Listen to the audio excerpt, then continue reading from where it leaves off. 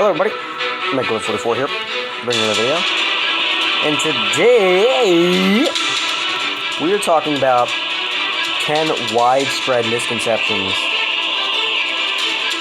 about 10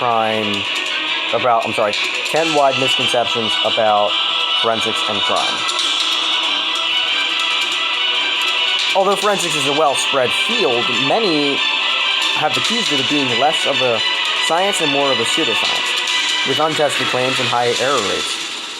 As much as you like to believe in the various methods of famous accuracy, the reality is that they don't work the same way they do in famous TV shows.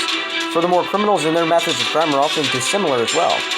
While crime-fighting shows can be very entertaining, there are plenty of things they get very wrong. More than enough to talk about. And while forensic science aren't actually rubbish or something like that, something to look down upon, plenty of their methods are far less accurate or convenient than movies and TV would have you believe. Number 10. Bloodstain patterns analysis. Bloodstain pattern analysis is a method used in many films and TV shows to determine how someone has been killed using the blood splatter as a guide. The problem is that even experts often tend to miss the mark. Plus, it's also quite hard compared to how it's depicted in media. In reality, the amount of blood from an injury and the resulting pattern are both very variable. There's often less blood than you imagine, and the spatters are seemingly random. While experts can at times determine what went down, it's never extremely reliable, and the method has earned the label of junk science by some. The fact is, bloodstain pattern analysis is open to bias, and it's mostly subjective.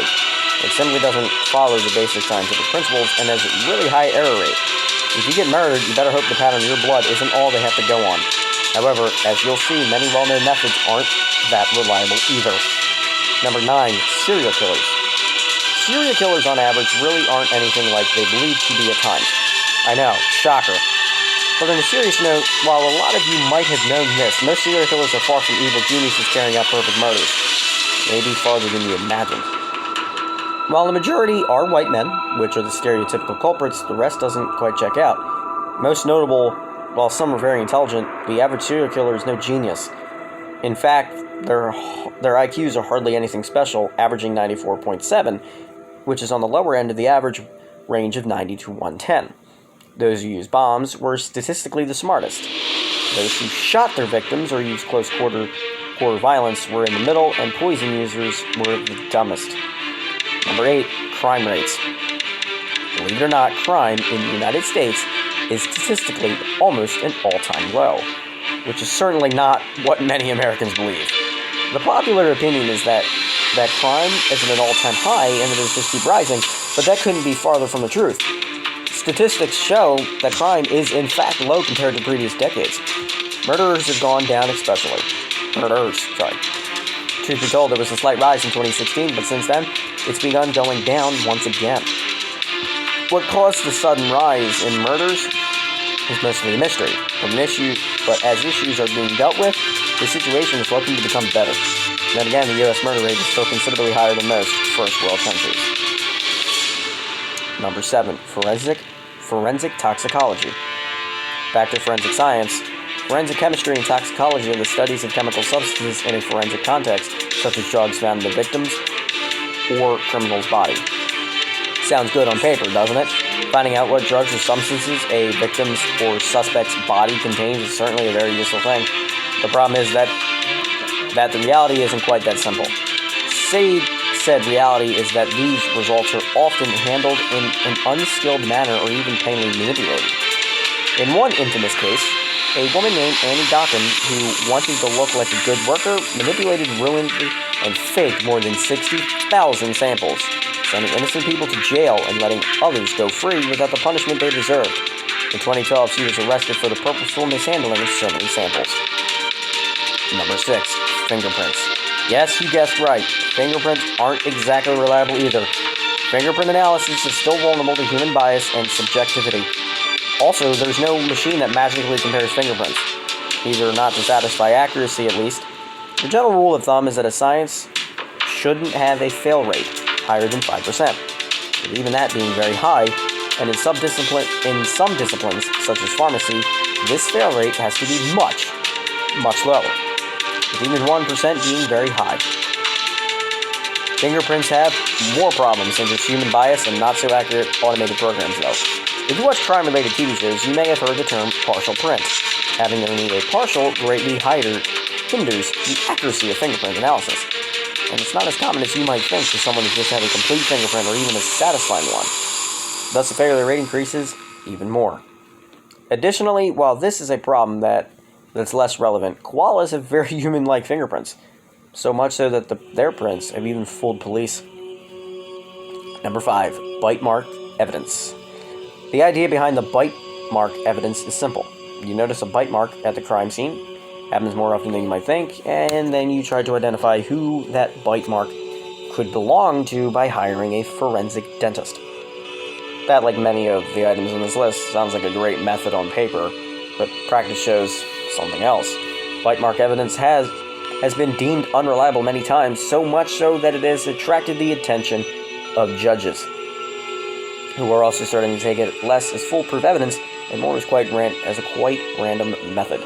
Many have been arrested due to bite mark evidence, but were later released and absolved of their crimes when it was found out that they were wrongfully convicted based on the truly subjective and, in the end, wrong comparison of their teeth with a bite mark from a crime scene. Number 4. Gunshot wound interpretation. Gunshot wound interpretation is basically what it sounds like, studying gunshot wounds to determine the number of bullets that hit the victim, type of firearm and ammunition used, and so on. Very interesting, but highly inaccurate. Clinicians try their best to correctly interpret wounds, but the effective success rate of this method remains very low. It has been shown to be inaccurate more than half the time, and even that's being generous. Some studies show greater error rates.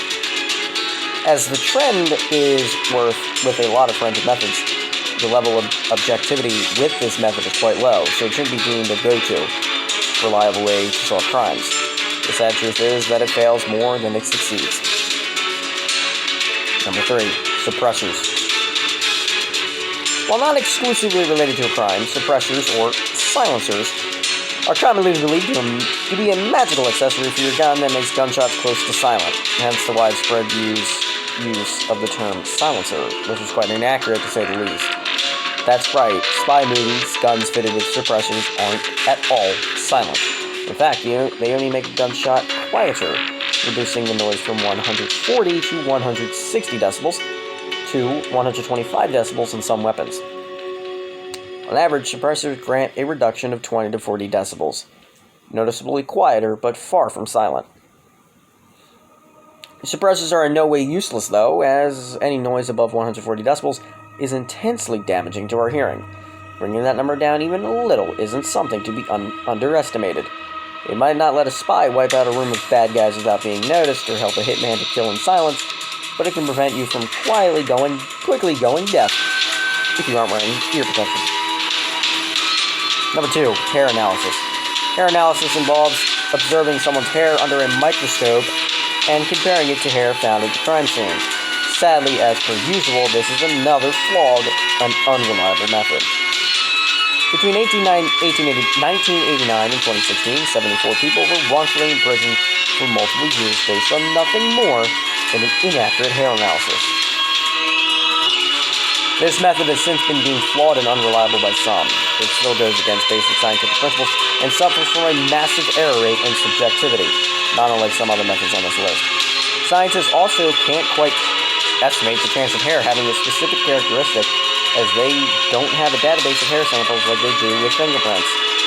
Based on this and the previous factors, researchers and judges have taken a negative stance on this method. Rightfully so, yes, me. And number 1, DNA testing. I knew it. DNA testing is a fairly accurate and proven method. It is not as perfect as it seems, though. So what are the biggest problems with DNA testing, you might ask? The answer is very simple. Time and factors that can reduce the accuracy. It seems very convenient in crime shows. They take a DNA sample, wait a few hours, and the results are here. Solved, right? Well, if we were talking about real life, no, not quite. DNA testing can often take months to complete due to the workload and verifying processes of the labs that aren't in charge of the test. While it can be extremely useful, it can take anywhere from 2 to 6 months. But it is going to be extremely useful even then, question mark? While DNA testing can be very accurate under ideal conditions, just like with fingerprints, the circumstances often aren't quite right. Samples gathered from crime scenes are often imperfect, and even after so much testing, they can end up being useless or lead the investigators down the wrong path entirely. Thank you all for watching, and I will see you all in the next video. Peace!